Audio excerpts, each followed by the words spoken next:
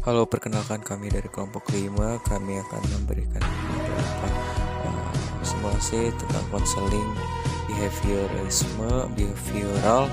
atau yang sering disebut dengan CBT.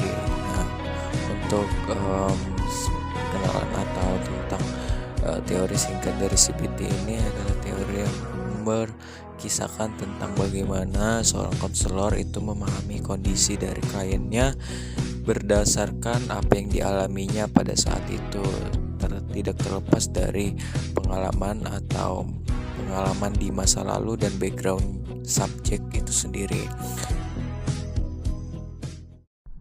Datang semuanya.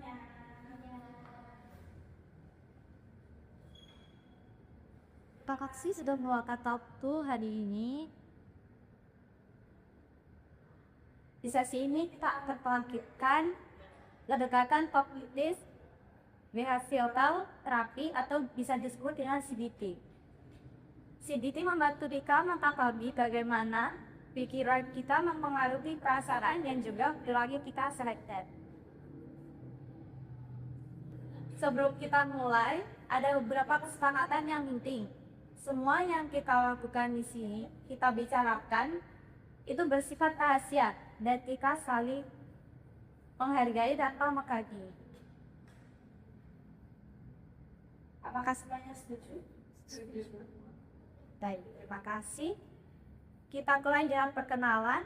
Silakan masing-masing memperkenalkan diri dan menceritakan apa yang sedang dirasakan atau ingin dibahas.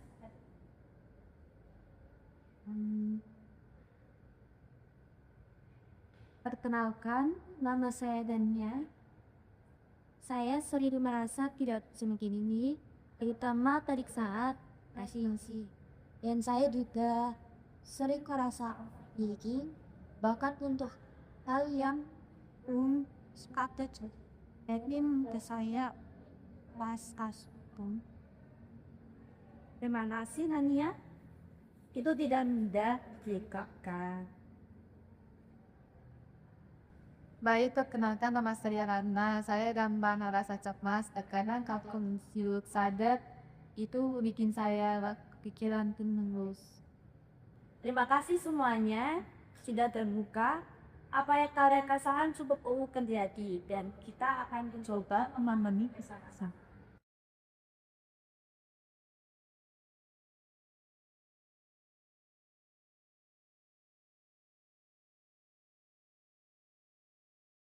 Dalam CBT ada hubungan antara tiga hal, yaitu pikiran, perasaan, dan perilaku. Misalnya kalau kita berpikir saya akan gagal, maka kita akan merasa cemas dan akhirnya mungkin menghindari situasi tersebut. Jadi bukan hanya situasi yang mempengaruhi kita, tapi bagaimana kita memikirkan situasi itu. Selagi pikir kayak mikir semesta apa timu dia tadi. Sekarang kita mencoba membenari pikiran otomatis yang muncul. Tania, saat kamu akan presentasi, apa yang pikiran pertama yang muncul? Yani nama saya sudah pasti astrologi bah. Dan nilai saya seperti orang lain namun nilai saya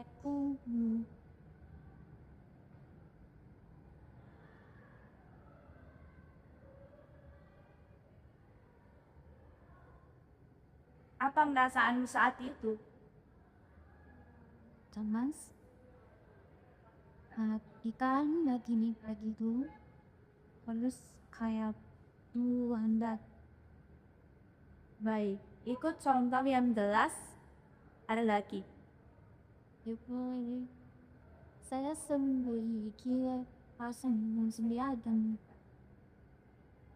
perasaanmu aku dan tidak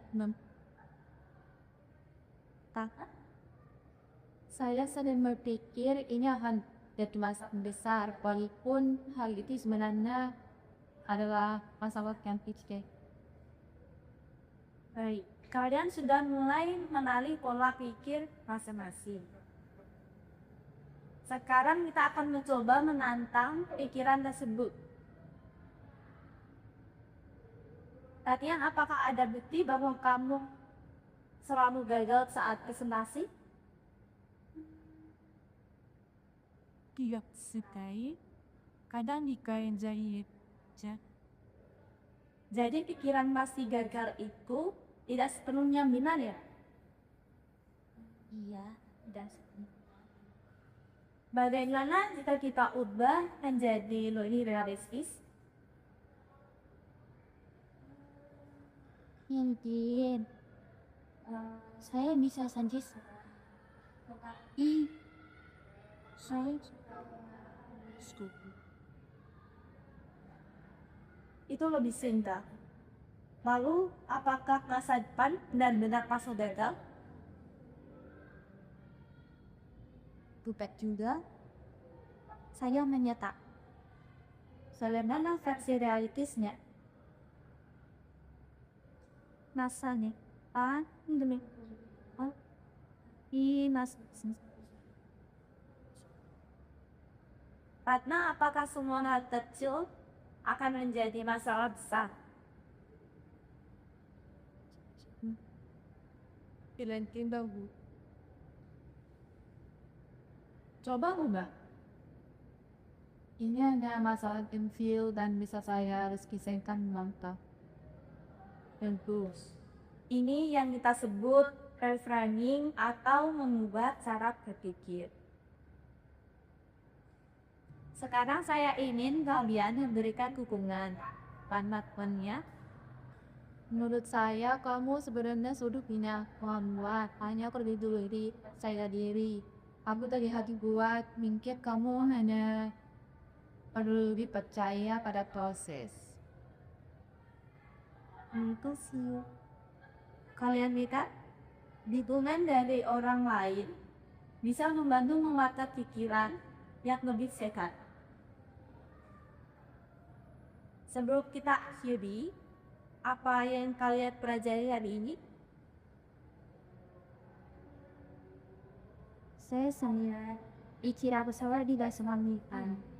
Saya bisa membagi cinta saya juga cara menulis. Saya jadi lebih tenang dengan masalah.